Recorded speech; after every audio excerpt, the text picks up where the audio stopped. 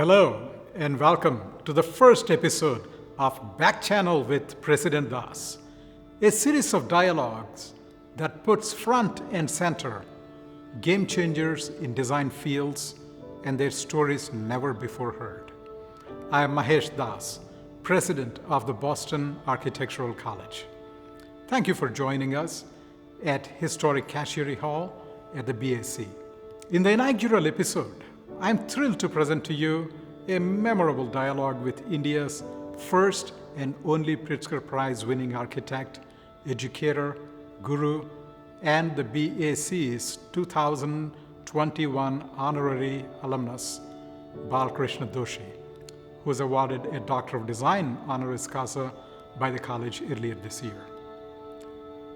I spoke to him at length about his life and career that could only be described as epic, spanning 20th and 21st centuries, multiple generations, cultural movements, collaborations with legends, and multifaceted institutional pursuits. If we cut a longitudinal section through the architectural and urban history of India, and indeed the entire world culture over the last 100 years, one name is writ large: Balkrishna Doshi. While the number of his projects might be immeasurable, the impact of his influence is immeasurable.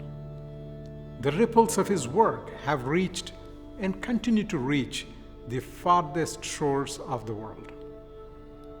I often liken the BAC to a great banyan tree. Professor Doshi is also like a great banyan tree, an institution unto himself. His educational and practice experiences mirror the BAC's educational model. Learning from practice setting has been integrated into our curriculum since our inception. Thus, I consider Dr. Doshi to be the BAC's kindred spirit. I place him in the creative constellation of Nobel laureate poet Rabindranath Tagore, legendary filmmaker Satyajit Ray, and dancer Rukmini Devi Arundel. Like those creative titans, Doshi connected the mundane with the spiritual, married the timeless with the timely, and revealed life's profound essences in simplest of experiences. As they did, he strives to find a socially relevant idiom that speaks to contemporary times while building on rich cultural traditions of the place. Now, please join me in my dialogue with Balkrishna Doshi. Well, it is so wonderful to see you. Well, I'm so glad and honored. Great. Well, I must say this is a gift to me and to all of us at the Boston Architectural College. Well, I must tell you that I could not attend the function ceremony, but because I'm not traveling. Yes. But I hope we will get some time soon after that, let the COVID be over. I certainly hope that is going to be possible. And you wrote an essay about maybe a couple decades ago where you mentioned about Ekalavya. Ekalavya, yes. Shishya. Yes, and I remember that because I consider you my guru and I am your Ekalavya Shishya. Wonderful. Yes, so That's great. I thought I just share those stories with you. And, really... No, I think it's a very good thing because I always call Louis Kahn as the Ekalavya. So we will come back and put it somewhere in the conversation about when the issue comes about Corbusier and Kahn and whatnot. Great, great, wonderful. Well, I think you write so much about childhood. And you talk about how your childhood experiences continue to inform you. And And that can be seen in SEP, that can be seen in IIM Bangalore, that can be seen in virtually every project Yes. of yours, right? And the chance, discovery, serendipity, Yeah. enabling all of these, that's fascinating. And I wanted to, if we could, explore that just a bit. Yeah, sure. But before I do that, I wanted to first ask you how you and your family are doing. Well, Corona, the pandemic is everywhere. And so whether we like or not, the only way is to stay as isolated as possible. Yes. So it is like a confinement, which is not given by anybody else, but it has been destined.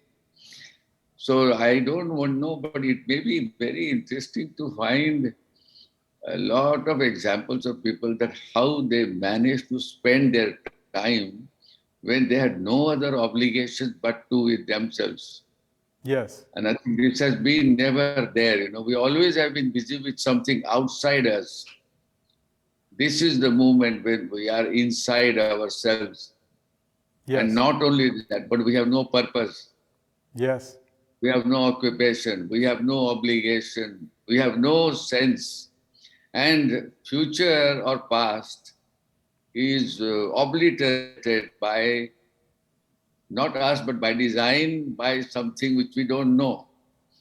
So I think this is the first time that we are, even if we look at the television shows and everything connected with outside world, there are moments when you are asking questions for yourself. Who are you? What are you? What is the purpose? What is the meaning? Is there any sense? When will it end? For example, time, we never discuss about time. This is the first time we will be asking this question. I have a lot of time, but I have no direction. Yes. And that is very interesting. That's absolutely, I think I can relate to it. Perhaps the whole humanity can relate to it these days. Well, I think, but this has been a good thing. It's very sad, very, very sad. So one of the worst things that ever happened, and it stays. We won't be able to say 10 years later what this was. But I think that experience that we are going through, I tell you, sometimes you are there, but actually it is almost like hallucination. Yeah. Things are happening and not happening. And then when you are in a two-room apartment or a small house without any place going outside, the world seems to be very strange. Because how much can you talk to yourself? How much can you read? How much can you rely on the outside world? Yeah. And I think this has been a great lesson if you really want to, after we are already normal, because that is really the issue of architecture. Yes. All So the well. time we talk of architecture, we talk of space, and then we go into internet, and when we go into other areas, Facebook and whatnot, we really look at things. And this is where I'm going to begin with, because that's where I started learning about seeing things, feeling things, attending things, touching them, seeing the kind of meaning behind everything that you look at. Symbols come up, graphics come up, little gestures come up, rituals come up. I think all those things are very, very meaningful, but we don't talk about them in architecture today. Yes. So well said. And I can relate to it also because our homes have become our spaceships. In a way, it has Yeah. become our spaceship home. And we traveled in it in time through this, some safely, some not so safely. I know, but still you are looking from the window outside. You are Yes. looking at a car flying by, some of the sound of the flights, and you know that it is not the same. And second thing is that you want to look at the earth, the ground, and you want to go there and you can't reach there. Yeah. Yeah. I think those are the conditions. And those are not the conditions which one is trained, like you are in the spaceship. Yeah. See, you are oriented, with the exercises and studies and talking, wanting to be alone and in isolation. Yeah. And you are groomed, with the kind of perception that you might get. So everything is equipped. Here you are not equipped at all. Yes. So well said. And So I think those are very interesting phenomena. absolutely. I mean, I think that is saying something when we look at your perspective over the last 9 decades. And I wanted to take you back to your childhood. If nothing else, that I've noticed you have been able to keep that child alive inside, within. And you've talked about it a lot, including being a child of the universe, right? And being a Yes. child in being free and things flowing creatively from you, and so on.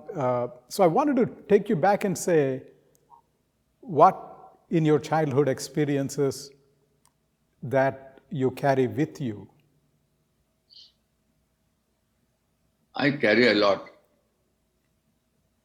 I carry a lot because I want to go somewhere unknown. And the only place I can go back to is the memories when I was a young kid, looking at the shavings and touching the shavings of the wood, in the workshop of my grandfather.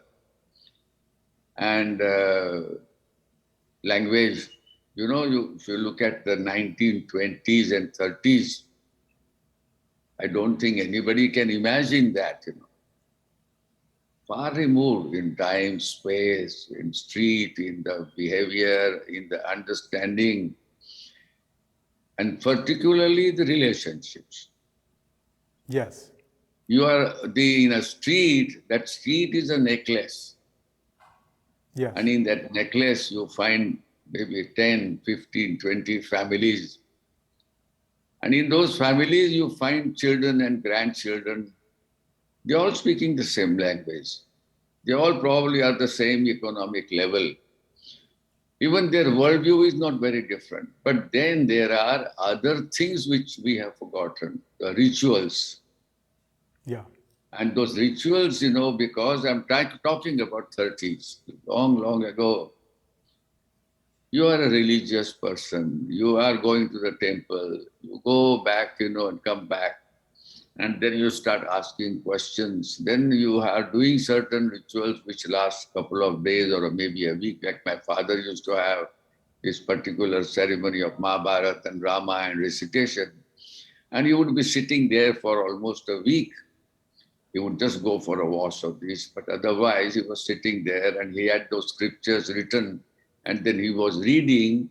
And when you are reading as a child, you are wandering and you don't know what it is. But then, as I go back and ask questions, I think maybe because I'm getting old, that silence, patience, meanings, sentences, rituals, and I find that there is a lot which we have forgotten about our biological sensitivities. Actually, I don't know how much do we see with our eyes or feel the hair on our head or feel the sense of the sole of the foot. And when you walk from outside to inside, and when you go through the pebbles, and when you go to a rough texture, and when you are going from a place to another place, and that is the monsoon, Yeah. or maybe a hot summer, and you are barefoot. Yeah. When there are rains and you don't have an umbrella, or when the clouds come and suddenly there is a thunderstorm and the darkness comes in. Now, so many things, which happen to us. Yeah. But we don't even know. The second thing is that there are these rituals and there are these seasons. Yeah. Seasons have their own climate. They have also the old agricultural goods and materials available. And also the kind of food that you get then. Or there are places where you are given the food and your parents are serving you, mother or uncle or something. And that food, is of different tastes, and suddenly you find that you have guests coming in and the conversation changes and you have something else to talk about. So, communication, understanding, symbols, the kind of sequence, Yeah. where are they now? Everything is put into a compact box. Yeah. Everything is now instantaneous in a chip. Yeah. And in that chip, everything is there, but you can't smell it, you can't touch it, you can't sense it, you can't feel it. Yeah. And you can't even feel the subtle nuances of those little gestures that made you feel happy or sad or joyous. Yeah. I think to me, this is where the difference is. Yeah. And And I what? think that difference is what you can see when you look at great architecture. Yes. Yes. I wanted to ask you a question which I don't think anyone has asked you, at least I haven't heard. Definitely I haven't heard. Your name, Balakrishna. Balakrishna, Yes. where did that come from? Who named you that? Because I know in a large family, extended family, there is always this kind of a competition to name the new child. In your case, No, who named it and how and why? in our house and in our family, there was always a ritual which happens on maybe the 15th day after your birth. What is it called? Namakaran. Namadhikaran ceremony. That Yeah. you are given the name. Now the whole idea is that name is not ordinary name. That name has a profound meaning because you are going to now hear it all the time. Knowingly or unknowingly, you will be called and you will overhear that name. And the name usually in the traditional families was connected to our culture, our histories, our religion, our epics and whatnot. Yeah. Balakrishna Bal is young and Krishna is the Lord Krishna's name, Krishna. So Balakrishna, that I am the young Lord Krishna replica or the symbol of that. What are the meanings of those things? They say, I had met another person who was interested in these Namadhikaran ceremonies and whatnot. He was a scholar. So one day when I met him, he says, this is the most important thing is that you will be all the time hearing your name. Yes. And if that name has some meaning, psychically, Yes. socially, culturally, it would have some impact. Yes. That impact will have some meaning to your life or the purpose. Yes. And I think that is what that Namadhikaran ceremony is. Yes. It is not just a word. Right. It has history connected, it has rituals connected, it has legacies connected. And I think all those things are forgotten today. Yes. I wanted to Because ask what you. happens today, I have a glass room Yes. or I have a room which is very clean surfaced, with a clean, absolutely spotless, pure cube, or a space which has nothing else except maybe one painting somewhere. But that is not what is going to happen. Yeah. So do you really think that if you had time to ponder, and if you are sitting alone in one room which has paintings and photographs and something else, and the other place is pure white or glass or a transparent and you have trees, a garden, what kind of images would you get? Yeah. What kind of thoughts would you get? I think these are the kind of things that I have been concerned about. Yeah. That are we really looking deep inside? Are we looking profoundly within who you are, what you are, why you are, what is the purpose? And it is not necessary that these are the questions. The questions come up because we are now constantly in touch with the world around. Yeah. Yeah. So I wanted to, the reason I asked you that question, Doshiji, is I don't know if I'm pretty sure you probably noticed, at least in looking through and understanding your life and career, something interesting occurred to me. You talked about Gufa in particular, how Yes. things came up in Gufa and how the Seshnag, the notion of Seshnag that got translated into the painting by Husseinji, and Yes. you talked about your dream with the turtle, the great turtle, Kurma. And when I watched you in the video, you were walking on the roof of Gufa, something occurred to me.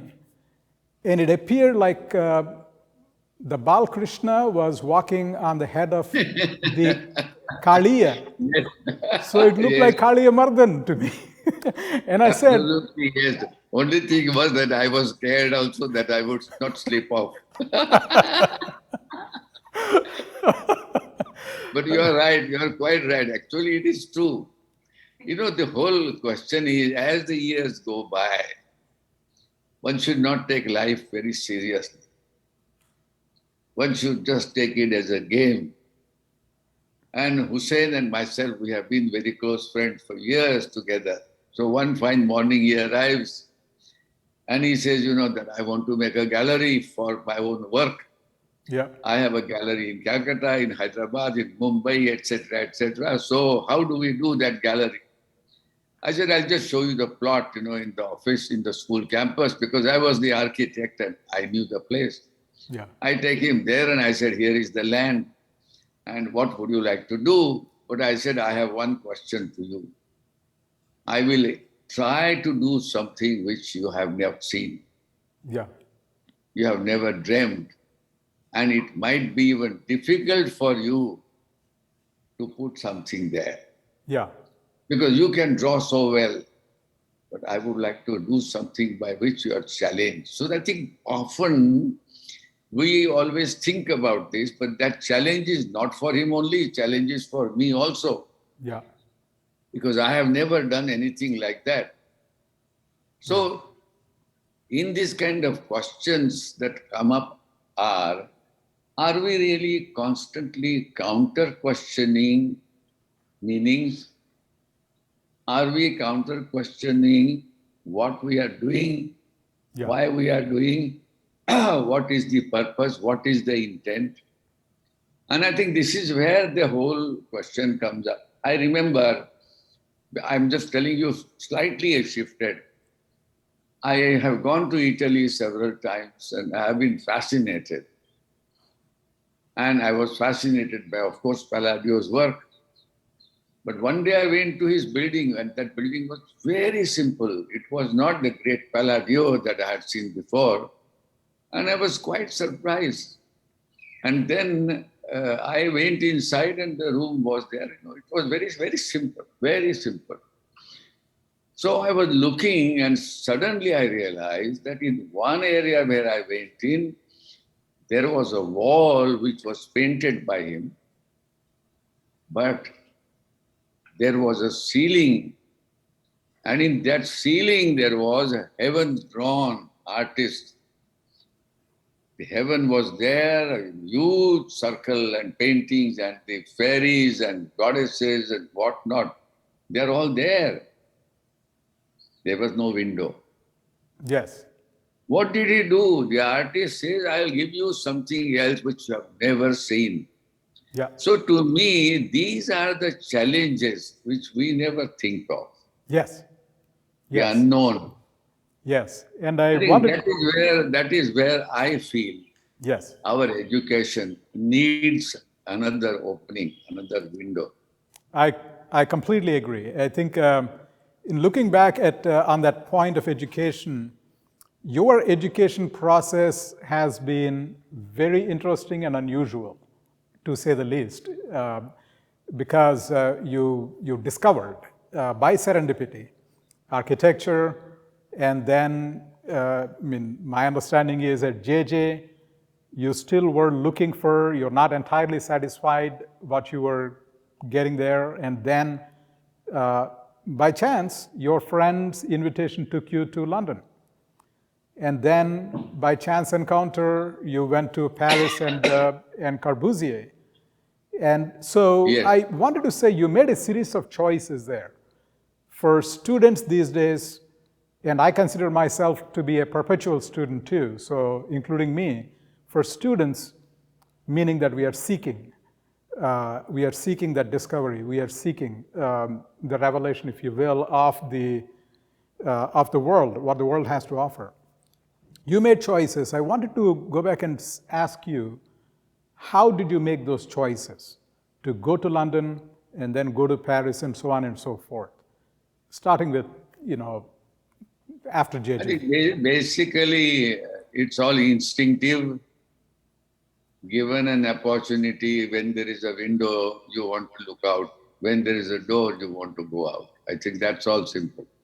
But the most important thing for me is that when I started the School of Architecture in '62, yes, I had no references and I was not even qualified as an architect. Neither I had, but I only knew about the Bauhaus. Because I went to London, then I went to Paris and worked in Paris, came back. And then I decided to start the School of Architecture, but not knowing anything else, and I had only a few friends. So the question was, what kind of architecture am I talking about? What is it? What is the teaching? And then I was the head, a person who never went to a school regularly, people has not been qualified, now he's becoming a head. And now the questions are, what is it? So the only thing I thought was, how do I teach history? How do I teach them what is architecture? So in that first year and second year beginning, I began to say I'll give them a issue of asking that because they also had no background. They all came from local place, and this was the first school of architecture. I'm talking about now 1962. So they also very fresh and new, and I said, I want to give you one challenge. They said, what? I said, not a building, not a place, what you have seen, but can you design an imaginary animal? You decide the place. Now everybody knows about animals, but they never thought about that. What is the animal? Where does it come from? Etc. etc. So I tell you what happened. After almost 3 weeks, they came out with fantastic figures, characters. How did they do? They began to think about defense, protection, climate, then purpose, then movement, then the question of becoming together. yeah, And they were all different ones. If somebody could have, there was no cow, there was no elephant, nothing like this, but slowly, then I explained to them about the zoo. yeah, And then I said, now can you look at the zoo? And when you look at the zoos and when you see the lizards and others, you begin to see what happens when you're on the earth, when you're climbing, when you're walking, when you're high up, when you're flying.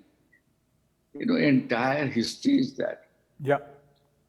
My course opened them an idea that things happen through evolution, through meaning, through purpose, and through a very definite intent. Yeah. That is what I said I will do, rather than talking about the Bauhaus and anything else. Absolutely. Doshiji, I wanted to ask, in a way, your real education, if I could say so, took place in Paris. Would it be fair assessment on that? That in Corbusier's office, you received a certain education? Well, actually, the office was a studio. There were people from all over the world. Right. Latin America, Africa, Europe, everywhere. And I was the only Indian. There was also a person who was Greek. So the Yes. people came from different places. They were all qualified, speaking different languages. And Yeah. in Corbusier's office, he only came in the afternoon, 2 o'clock, 2:30, and then he would be there till 6:30. But there are huge tables, and everybody was doing a project. There were 5, 6 projects going on Yeah. of different kind. There were houses, there are private houses, then there was a museum, then there was another kind of building. So here is a person where I have no idea. I have not gone to school of architecture. I mean, I went but 3 years, but I was not really sure. And I'm looking at those drawings and I can't understand. And not only that, but they were at a very large scale. Yeah. You know, it is not an ordinary tiny, the screen is not like this, it's a big imperial sized table. Yeah. And the sections are drawn there, and Corbusier was working on the High Court, and I got into that, also in the Milona's building. Now, when you start doing it like this at that scale, and then he would come on the table, and then he would slowly he will show me, he would take a pencil and draw. And then he would say, you see now, and first thing he would draw is draw the human figure. So he tells me one day, do you know how to make things look, small things look big and big things look small?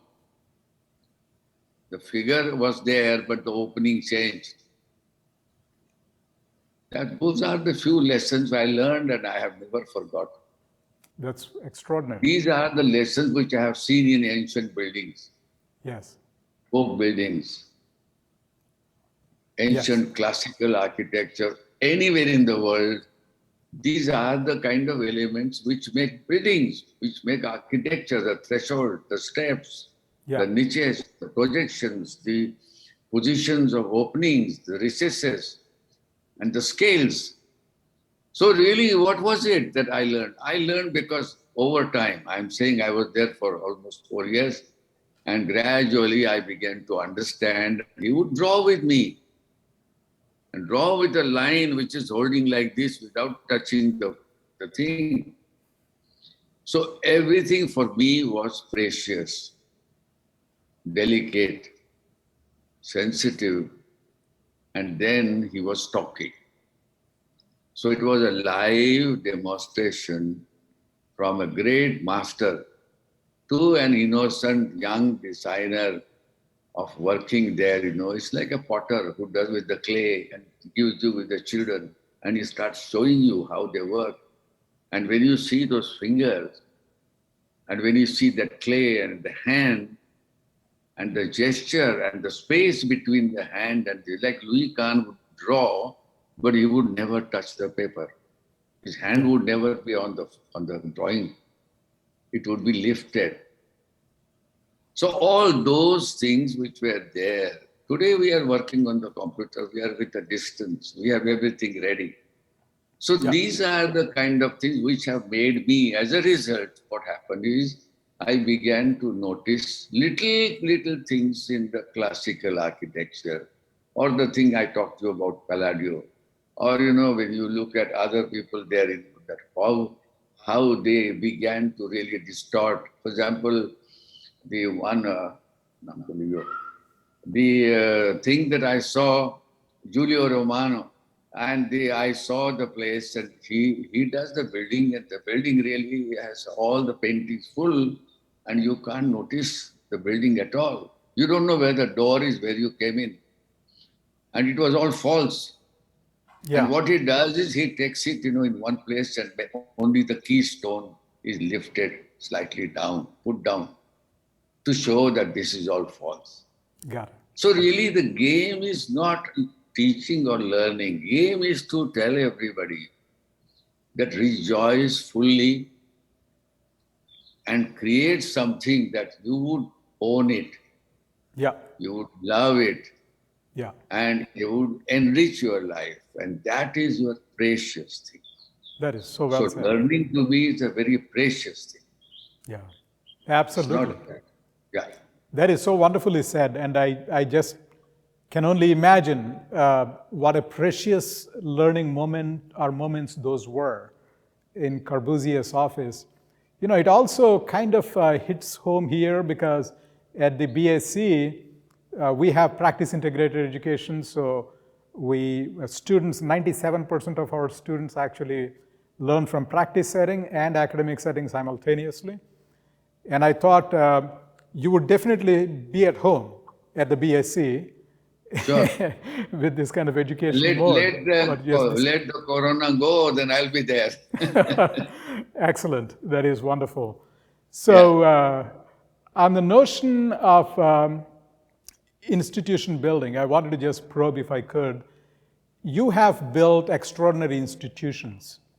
You have built your own firm, obviously, and you have built Vastu Shilpa Foundation, CEPT, the school, and you have really contributed greatly to the Council of Architecture in Education and Practice in India. And these are all institution building. And by the way, I am also aware of Flame University in Pune story, where Yes. Parag and I met a few years ago. He told me the story about how you inspired him to build that institution based on the liberal arts colleges in the US. And so you have either directly built, contributed, or inspired institution building.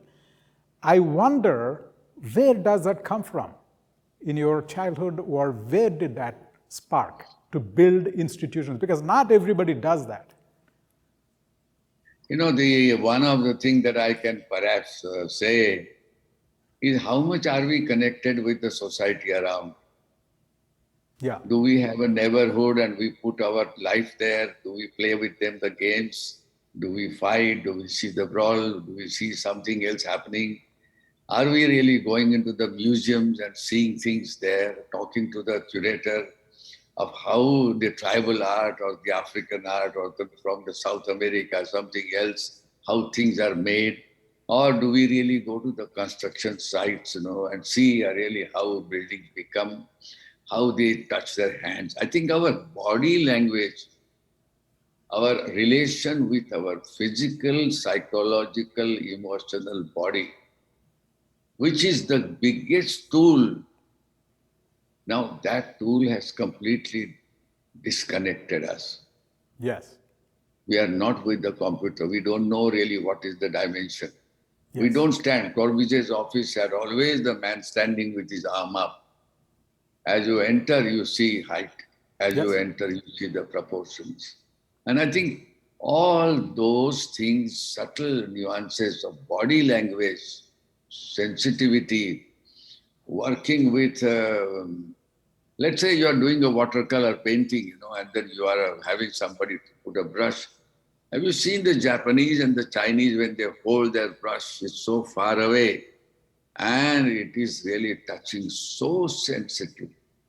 Yes. Now, to me, the school should first of all have those kind of classes in between, because we are now getting hand gloves, we have overcoats, we have big shoes, we have to protect ourselves from the weather. So we are not aware about our body. Yeah. Yeah. We are not aware about our sensitivities. And I think if we can at least have a couple of classes, months, 2 months, etc., attending to these things. Nowadays, we go and quickly have a sandwich lunch. Yeah. But then there are other places, where the food is very hot and spicy and whatnot, or where there is something very little and something you're not sumptuous. So what has happened is our eyes don't see, our tongue doesn't taste, our skin doesn't feel, our emotions don't feel. So maybe in a school, if there are some buildings, some spaces are made, obviously minimum, Yeah. so that they suddenly know that it is very hot or it is humid or it is this. Yeah. I think these are, to me, the lessons which we probably have to try again and bring them back. Wonderfully Otherwise, said. how will we do? Yes. Yes. I think the notion of being immersed and and actually body and senses as our primary instruments, and we are embodied intelligence, right? And as you said, it is important to cultivate those. And Also, yeah, the other thing is that how much are we socially concerned? yes, How much are we really politically or culturally concerned about what is our role as a professional? And is it really building things only? Is it really walking on the street? Is it really doing something by densities? What is it? So that traveling, I mean, nowadays, lot of students travel. yeah, They travel and they go to all these villages in India and whatnot. One day, somebody came and she traveled, and then she was talking about traveling by bus, which was half windows closed and half open. And she explained that journey. And I think it was such a beautiful thing to know. Now, all these things are required for us to become aware about our body. For example, the rituals, the sound of the bell or climbing, for example, our rituals are that when you climb the temple, you go, but you touch the first step and touches this with your finger like this, and you go up slowly. Now, all those motions, those movements sometimes tell you something. Then there is yes, connection with the story. Then it is connected with the history.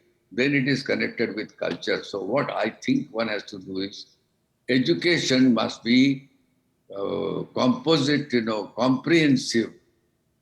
And that comprehension is required nowadays. We talk about time, there's no time at all. But if it is not there, let's teach them less. yes, Why spend only that much time? But give them more time. If they don't want, that's fine. But at least some people might be interested. yes. That's quite well said, and I think I can relate to it. And our students, we certainly strive to do that. But I think that leads to a question of what is excellence in your mind? I think the one which is haunted, when you like to go there frequently for no purpose, perhaps, for no logic, I think that is what is excellent because that has haunted you. So the question is, am I getting some experiences to know what is haunting? I tell you, when I did my office Sangat, suddenly I was remembering my first trip when I was returning from Paris. I came via Egypt. And I remember that Egyptian place, huge pyramid. Yeah.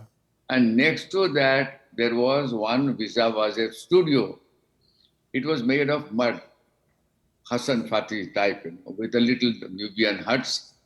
And then there was a small museum done by these Vizawazir with little tiny, this size, Mr. Almost 20 centimeter, 30 centimeter openings in which he had sculpted some buffaloes and all that with the little light coming and the sand all the time coming from top.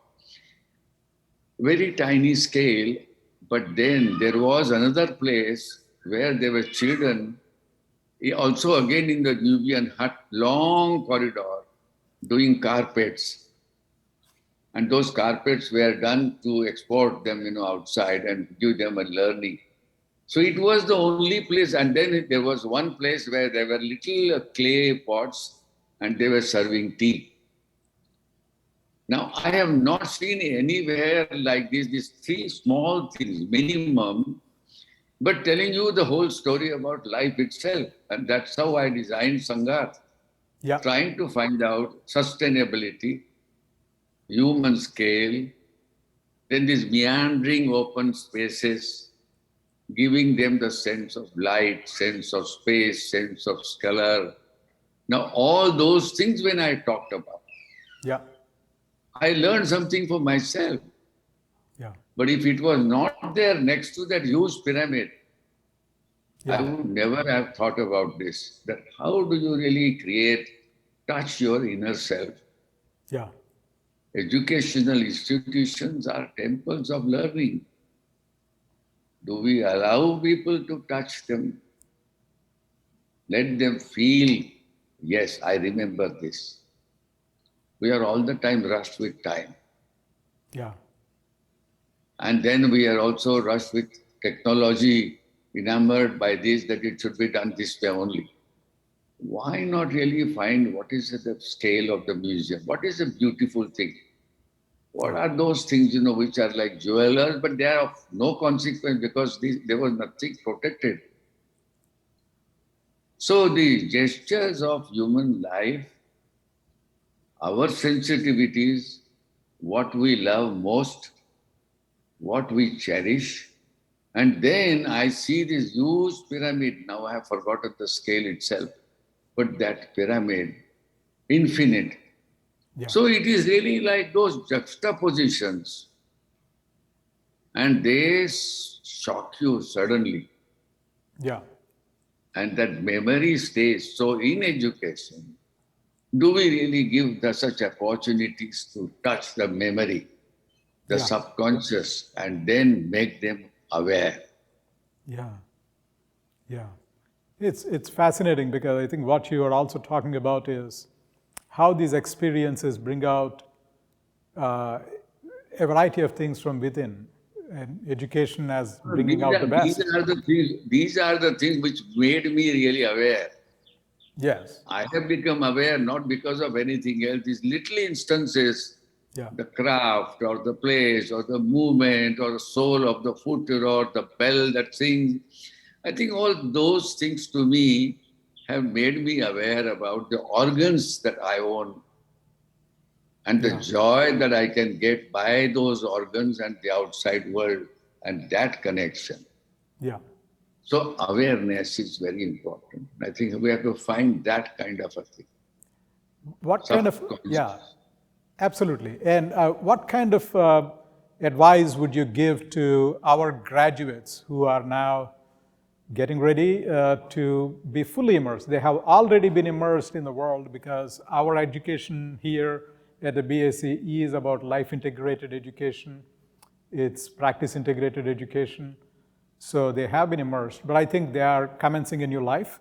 And what would you advise them?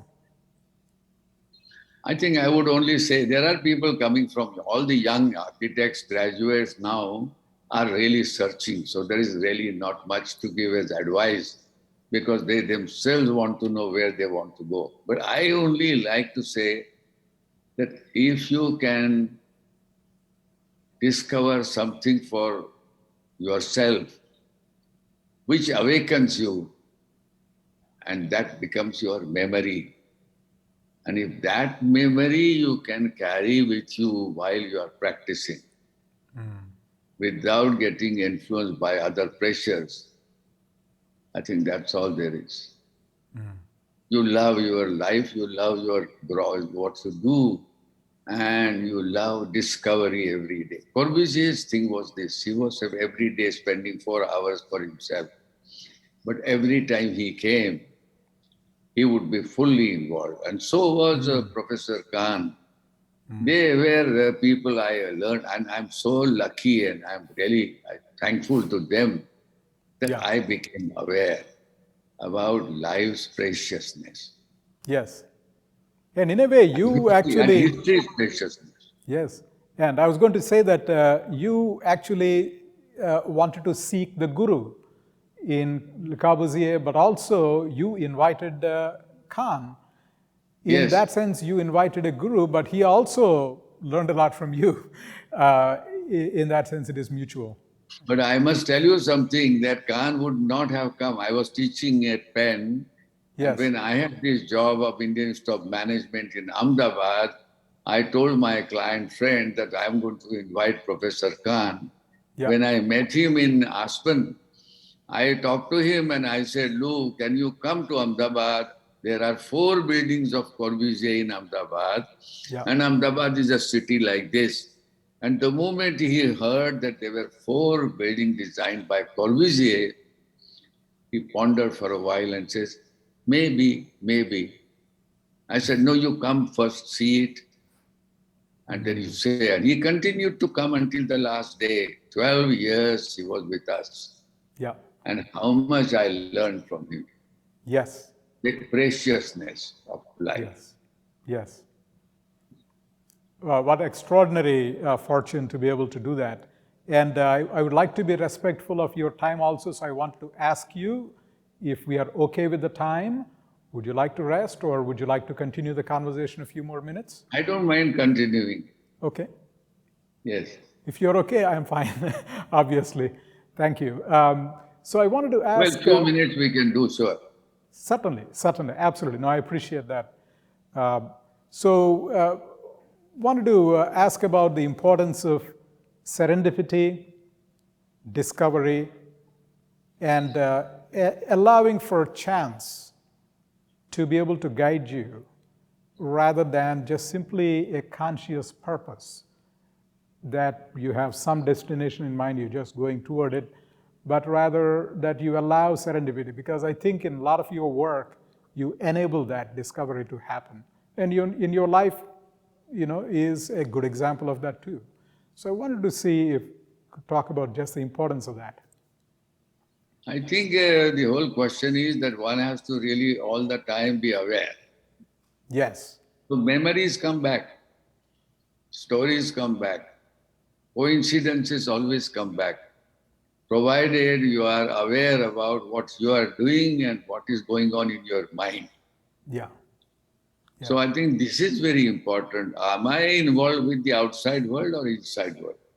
Yeah. How much I am aware with myself. That is really the key to this. Because the moment you are aware with what you are doing, you lose the sense of time. The sense of purpose means something else to you. Yeah. And suddenly your memories of wherever you were once upon a time, they come back. Yeah. And then they help us to continue and connect. Absolutely. And this is really what is important. Yeah. You talked about slowness. In your earlier message, you talked about the importance of slowness. And I wanted to just delve on that, perhaps this is the last question, about, at least my understanding from what you said is being slow is to be present in this moment, to be present with the moment, to be aware, as you said. And the speed means that you are running away from the moment. You're running away from the presence. And that's, you talked about time and timelessness, that clearly the mind creates time when it is running, but when it is still, it is able to be timeless and be fully immersed in that reality, aware. And your works are extraordinary, and my own experience of your work is that it creates such an environment, a place for that. So I wanted to just talk about that slowness. First of all,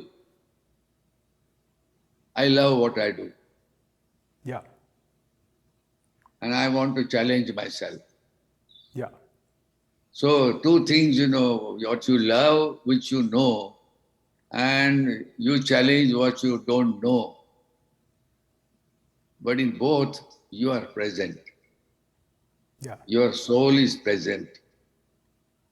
And you have no other sense of time or space. Yeah. You are not in a hurry. Yeah. You are in love with what you are doing. Yeah. So I would only say, love what you do, and that's all there is. Yes. Because that reverence gives, when you are in love, you can give everything. Yes. So client's pressures are there, that function. But what is the function? So everything that we talk of, don't take it only literally. Take it of what is the deeper meaning behind it. Yeah. Function doesn't exist by itself. Yeah. Nothing exists without function. Yeah. And that is what I found in that Palladio's building. Palladio's building was, the function was the room, the palace is built there, fine. But what he does is, when you sit there, you are connected to the heavens. Yes. And I think that release gives you energy. That Yes. release gives you vitality. Yes. And that dream is what we love to rejoice. Yes. Space comes, form comes, everything comes. So wonderfully said. And Yeah. want to really deeply thank you, Doshiji, that this is, I would cherish this experience and exchange that we are having as one of the special moments in certainly my life and career. And I only wish I had known you earlier and that we would have had more conversations all along. But I am so grateful for your time and your generosity and your kindness. Certainly, all of us at the BAC are looking forward to this Friday, and we will. And I certainly hope you will enjoy that ceremony in full pomp and circumstance, as it were. Sure. Yeah. But we are Mahesh, honored. We are truly well, honored. Mahesh, I must say that it has been wonderful to talk to you, and I'm so glad that you are so open, curious, articulate, and it was pleasure for me. And I'm sure that if things happen, things are good. I don't think soon, but sometime in someday, I would love to come and pay a visit and pay my respect to the university there. And also, I want to again thank you, the university, the vice chancellor, the board members, for giving me this chance to be with you even for a brief moment and for the occasion that you have created specifically for me. Thank you, sir. Absolutely.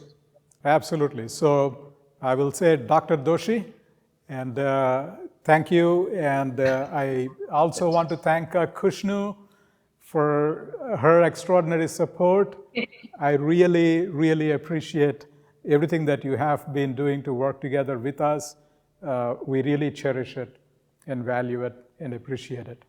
So thank you all, and I wish you very safe time as we move through this pandemic, and wish everyone very well. And I just want to say that we will both miss the opportunity to be there during this wonderful time. Yes. Great occasion. Yes. So please thank everybody there. And certainly I look forward to our next conversation, and thank you and wish you a good evening there. Yeah, same to you.